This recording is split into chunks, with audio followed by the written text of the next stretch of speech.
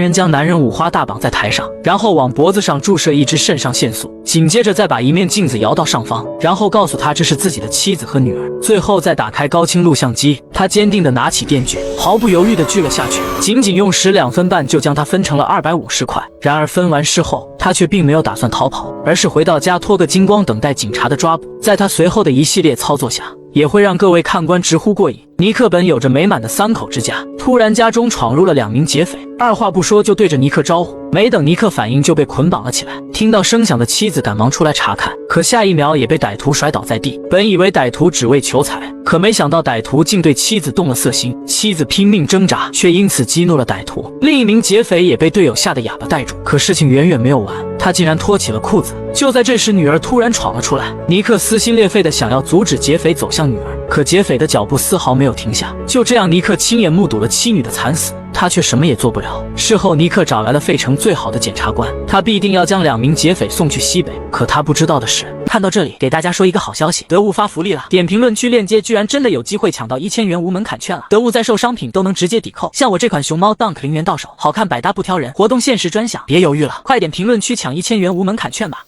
律师老黑为了保住自己高达96%的定罪率，以及即将到来的升职，老黑私自和主犯达成内部交易，让主犯当污点证人指控从犯是犯罪真凶。再加上尼克的取证全被主犯律师推翻，审判结果就是主犯仅被判5年监禁，而从犯则是10年死缓。审判结束后，老黑更是当着所有人面和主犯握手，表示合作愉快。而这一幕也被远处的尼克目睹。这一刻，他也不再相信司法的公正。转眼10年后，从犯迎来了他的死期，3瓶快乐水缓缓注射进他体内。然而，本该安乐死的人，可下一秒却匪夷所思地挣扎起来，这让现场的观众都傻了眼。就这样，原本的安乐诡异地变成了痛苦。很快，警方就找到了一个物证。当老黑看到瓶子上的内容后，顿时就想到了10年前有人对他说过这句话。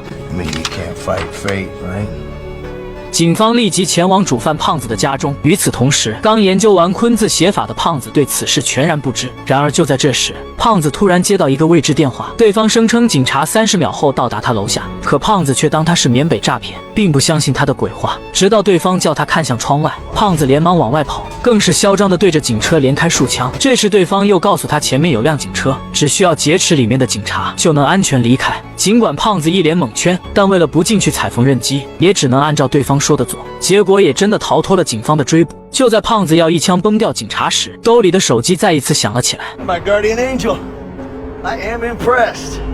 You know why I'll never see my wife and little girl again? 尼克缓缓转过身，将假发摘下来，而胖子也毫不犹豫扣下扳机，但并没有子弹射出，因为手枪已经被尼克动了手脚，枪柄上装满了河豚毒素。胖子此时虽然不能动，但他的感觉神经还完全正常。尼克将他绑在台上，然后再打一针肾上腺素，以防他分尸途中昏迷，接着再把一面镜子摇到上方。尼克要让他尝到10年前他的痛苦，最后再打开高清录像机，他坚定地拿起电锯，毫不犹豫地锯了下去。当警方找到这里，看到的将是他们一辈子的阴影。另一边，尼克并没有选择逃跑，而是回家脱个精光，等待警察的抓捕，又或者说他在等待一个机会。果然，警方很快就查到分尸的仓库正是尼克的房产，前来抓捕尼克。尼克淡定地举起双手接受逮捕，整个过程也显得十分顺利。当看到老黑那一刻，尼克对他露出了诡异的笑容，一切仿佛都尽在他的掌握之中。警方立即对尼克家中展开搜查，但并没有找到任何有关的证据，只发现了很多有关法律的书籍，这也让他们认为尼克或许是无辜的。突然，老黑在墙上看到了有关自己的报纸，这正是10年前他和主犯胖子握手的画面，但他并没有放在心上。他始终坚信自己高达96%的定罪率。很快到了审问环节，尼克更是放弃聘请律师的权利。老黑直接问他：“胖子是不是你杀的？” I wanted him dead. He killed my wife and child. 老黑在问：“这2起案件都是你策划的吗？” Yes, I planned it in my head over and over again. It took me a long time. 这让老黑也没想到案件进行如此顺利。就当他要去给尼克定罪时，尼克却叫住了他，并提醒他取消掉未来1周的工作安排。接下来他会相当忙，因为尼克刚才的回答没有一句是承认罪行的，所说的全是脑子里的想象。显然，老黑被尼克给耍了。但自信的老黑也丝毫不慌，他最擅长同罪犯做交易。尼克也不跟他拐弯抹角，只要给他一张舒服的床，他就全部坦白。可老黑听完后转身就离开，他认为这又是尼克的把戏。但老黑的上司不这么认为，他觉得一张床换一个业绩非常划算。他痛批老黑太自大了，但接下来的一通电话让老黑改变了想法。就在刚刚，老黑的家里突然收到一个莫名的快递，女儿以为是老黑送给她的奥特曼打怪兽，却没想到是现实版的电锯惊魂。妻子赶忙打电话给老黑，这一刻老黑也不再淡定，但由于视频中的电锯人戴着头盔，他们依然不能给尼克定罪，只能先将尼克稳住，给他安排了柔软的床垫。然而这也只是缓兵之计，在接下来对尼克的调查中，他们也并没有调查到一点有关的证据。很快就到的庭审环节，尼克依旧是放弃聘请律师的权利。由于老黑这边没有找到新的证据证明尼克和两起案子有关，尼克毫无意外地为自己申请了无罪辩护。面对拿不出证据的老黑，法官也只能判他无罪。可接下来尼克的操作让所有人都傻了眼。 Because apparently I just killed 2 people, and you were about to let me walk right out that door.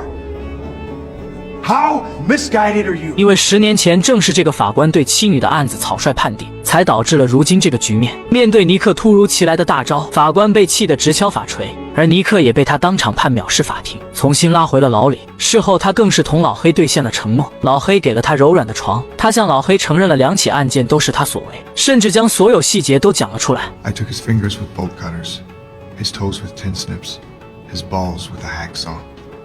How's that for specifics? 如此一来，老黑当即认为可以结案了，自己那96%的定罪率便可以稳住。可尼克却没打算放过他，他突然要求老黑给他准备午餐，准时1点钟送来顶级的剔骨牛排，不能生也不能熟，可以浇一点点，还要有美妙的音乐。不料老黑却认为他是疯了，可下一秒尼克又放出炸弹。 The life of Bill Reynolds suffice? 当年为主犯胖子辩护的律师正在他手里，尽管老黑不愿意相信，但他还是派下属去调查真假。 His wife, she reported him missing 3 days ago. 这时尼克也对他发出善意的提醒。 If Bill Reynolds is still alive, I'll tell you exactly where he is. Just bring me my meal and my music at 1 o'clock exactly. 1 o'clock sharp.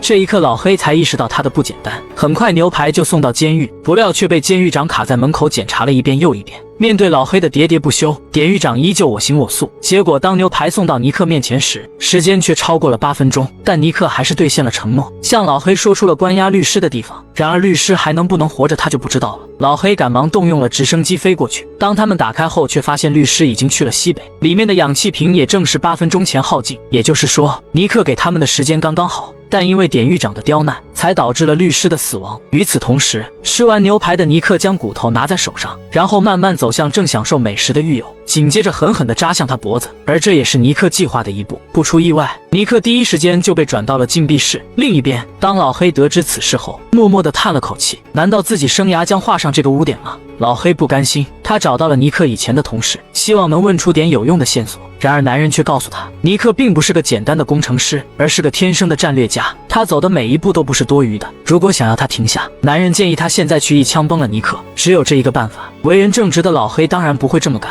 随后，老黑又找到法官，希望他能够出个假证明，暂时将尼克限制住，不让他与任何人接触。女人却说这违反了纪律。可一想到昨天法庭上尼克对他的藐视，他还是给老黑做了假证。 Well, that's one of the benefits of being a judge, Mr. Rice. I can pretty much do whatever I want. Hello? 看着眼前这一幕，老黑再次陷入了绝望。他立刻提审了尼克，并警告他马上停止这样的报复行为。但尼克却没有直接承认这是他做的，而是教育老黑：如果这是复仇，那你将是第一个领盒饭的。他要挑战的是整个费城腐败的司法系统，而老黑只是见证者罢了。尼克再次对老黑提出交易 Release me and drop all charges by 6 a.m. For what? or I kill everyone.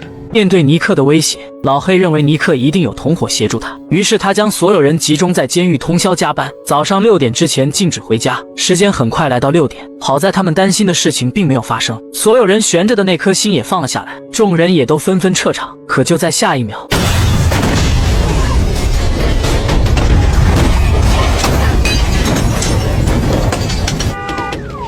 面对小助理绝望的眼神，老黑很想上去帮忙，但炸弹可不会等人。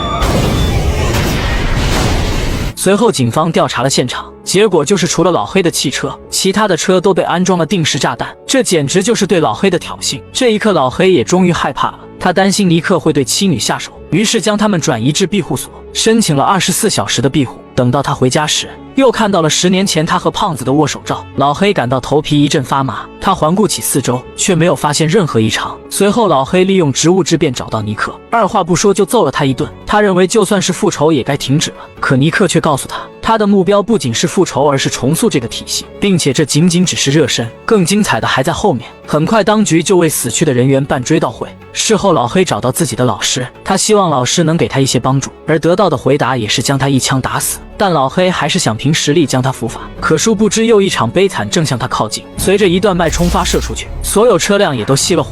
老黑还以为是抛锚了，突然他发现前面的不寻常，可没等他下命令，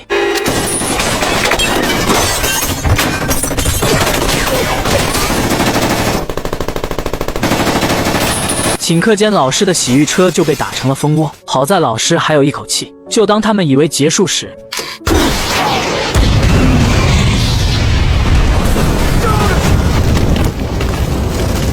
一时间费城进入了紧急的状态。事后，老黑更是决定辞掉职位，但市长却不认为这是他的错，甚至当场将他提为了检察长。老黑也被市长的决定吓傻了，这也让他重新站了起来。随后，他又对尼克展开了新的调查。在经过一轮调查后，他发现了尼克可疑的一处房产，位置竟是在监狱的外围。他马上叫来伙伴一同查看。很快，他们就发现了一个密道，两人越往里走越感到恐惧，因为这正是通往监狱的方向。里面不仅有各种塑胶炸弹，还有各式各样的警服。更恐怖的是，密道似乎连通了每一个牢房。他们悄悄找到关押尼克的牢房，然后紧张地将它打开。当他们进去查看时，却发现尼克根本就不在。他们顿感不妙，于是又返回外面寻找线索。很快就在桌子发现一份文件，是一份伪造的市政厅通行证。两人赶忙往市政厅去，而另一边，尼克正在通过市政厅的安检，很顺利就进到了里面。他迅速将炸弹拿出，以最快的速度将它安装好。与此同时，老黑也赶到了市政厅。同事刚想呼叫警方包围市政厅，却被他阻止了，因为他清楚一旦被尼克察觉，